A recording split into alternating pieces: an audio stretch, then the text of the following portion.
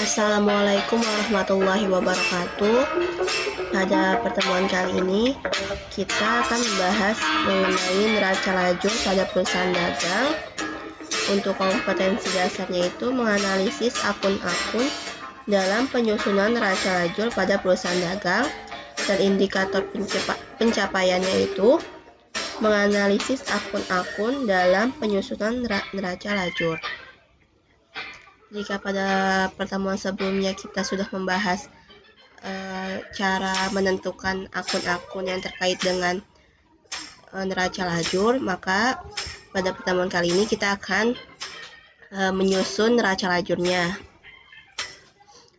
Di sini sudah tersedia neraca saldonya dari soal yang sudah saya berikan kemarin. Ini neraca saldonya dan ini jurnal penyesuaiannya. Jadi semua ini neraca saldo dan jurnal penyesuaian kita masukkan ke neraca lajur di bagian neraca saldo dan penyesuaian. Disesuaikan saja bagian-bagiannya. Lalu di sini kita akan menyesuaikan neraca saldo yang perlu disesuaikan. Yang pertama itu neraca saldo. Di sini kasnya 3 juta.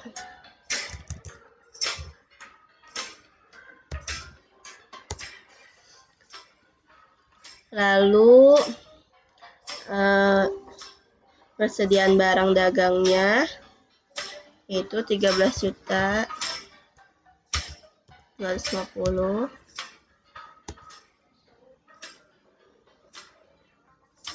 Lalu piutang dagangnya 3.500. Peralatan tokonya, perlengkapan tokonya ini yang pertama terdapat di neraca saldo 2.900 dan di penyesuaian itu 800. Berarti neraca saldo yang disesuaikan itu 2.900 dikurang 800, hasilnya 2.100.000. Di sini ditulis 2.100.000. Lalu peralatan toko 4.500.000. Lalu gedung 15 juta.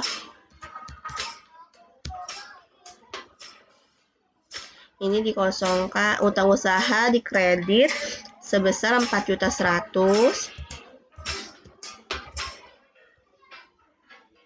Lalu modalnya itu 21.350.000 dikredit juga.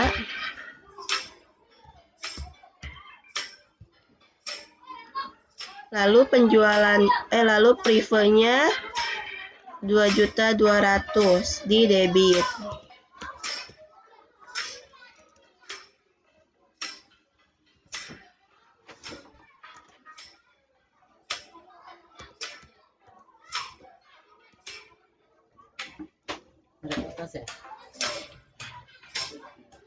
Lalu penjualannya dikredit 32 juta.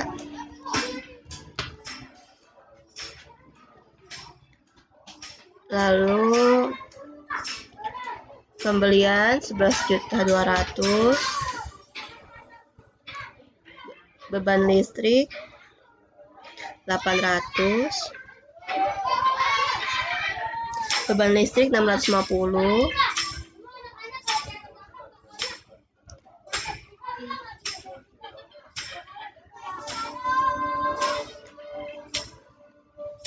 Beban teleponnya 100.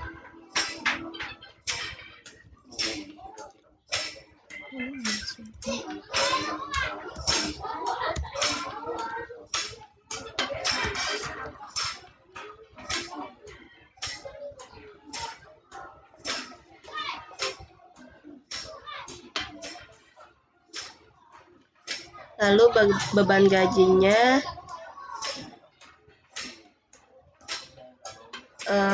ditambah ya. Ini 2.400.000 ditambah di penyesuaian 450, hasilnya 2.850.000.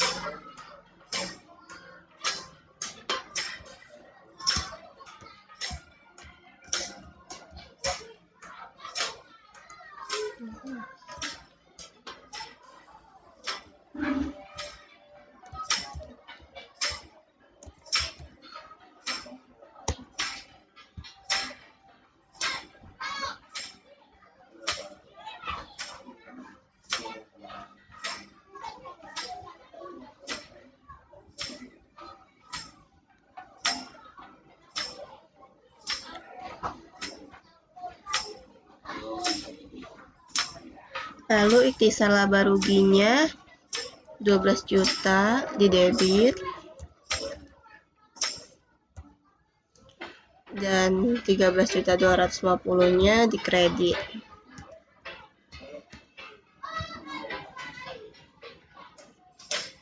Lalu beban perlengkapan di debit 800.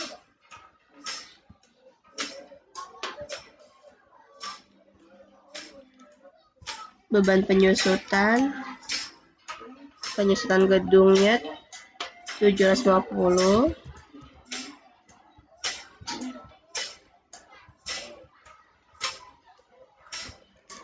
Beban penyusutan peralatannya 225.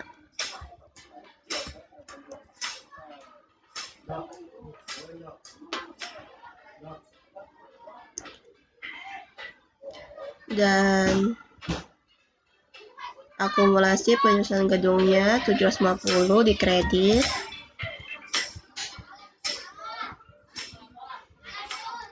$225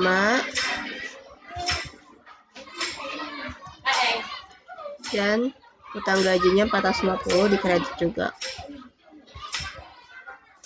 Nah, ini semuanya dijumlah, hasilnya sebesar untuk neraca saldo disesuaikan itu sebesar 72.125.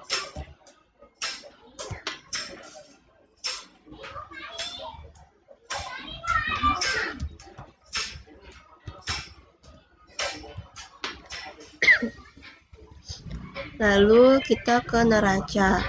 Untuk neraca kita buat seperti neraca saldo yang disesuaikan sampai sini ya. Kita copy saja. Lalu utang usahanya 4.100.000 dan modalnya 21.350. Kita copy saja. Kita taruh di kredit, di neraca.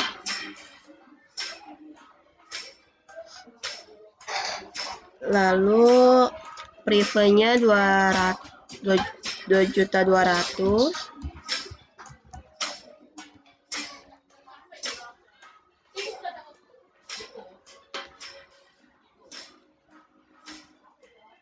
Lalu beban penyusutan peralatan 750. Kita copy saja di sini.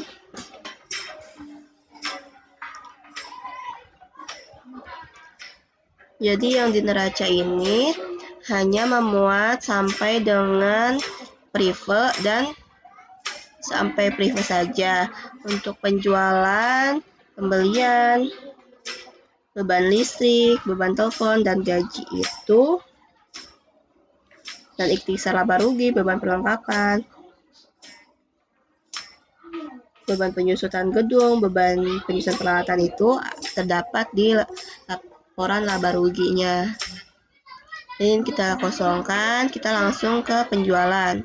Penjualannya di kredit 32 juta. Lalu pembeliannya 11.200.000. Lalu beban listriknya 650.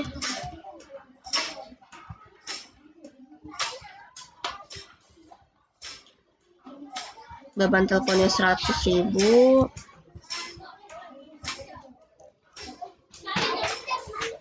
beban gajinya 2.850.000, lalu ikhtisar laba ruginya 12 juta untuk yang di debit,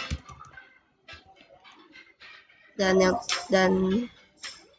13.500.000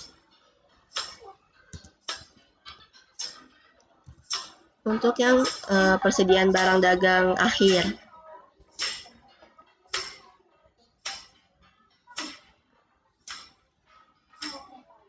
Lalu beban perlengkapan 800,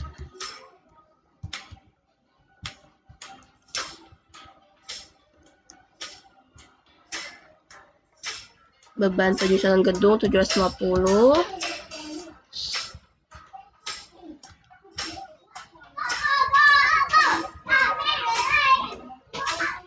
beban penyusunan peralatan 225.000,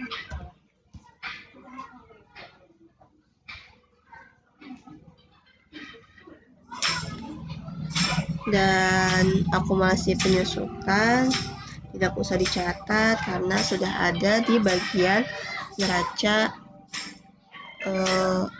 sini yang di bagian kredit. Ini kita jumlahkan untuk yang dikredit sebesar 45.250.000. Dan untuk yang di debit itu sebesar 28.575.000. Nah, di sini ada ini tidak sama ya, tidak balance. Nah, jadi untuk melihat laba atau ruginya itu kita lihat apabila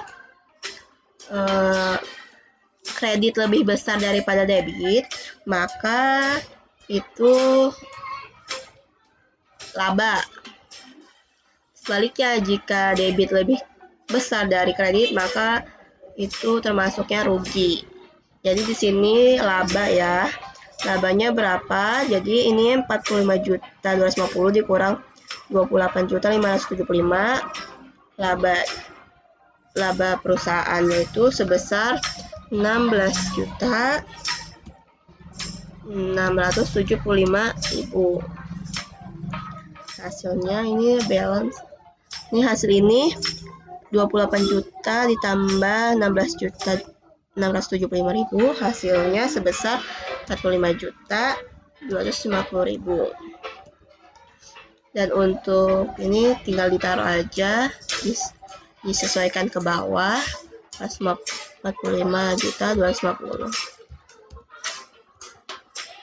Nah, ini kita jumlahkan, ini hasilnya neracanya. Untuk neraca yang debitnya itu 43.550, dan untuk yang di kreditnya itu 26.875.000. Nah, ini juga lebih besar debit daripada kredit. Berarti di sini laba juga, karena kalau di neraca itu jika debit lebih besar daripada kredit, maka perusahaan akan mendapatkan laba. Labanya sebesar